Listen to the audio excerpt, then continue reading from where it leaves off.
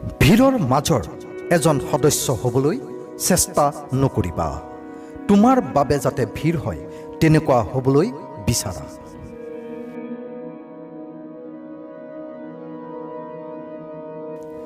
হাতৰ ৰেখাত বিশ্বাস নকৰিবা, কাৰণ মই হাত নথকা মানুহো সফল হোৱা দেখিছোঁ।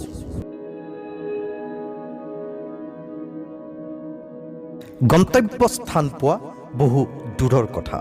অহংকাৰ কৰি থাকিলে পথো অদৃশ্য হৈ পৰিব।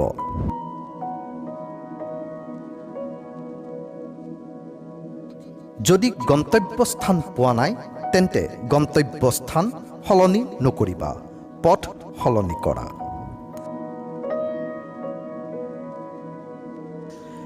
যি হুলস্থুল কৰি ভিৰ কৰে তেওঁ ভিৰৰ মাজতে হেৰাই যায়। সফলতা তেওঁহে দেখে যিয়ে মনে মনে থাকিও নিজৰ কাম কৰি যায়।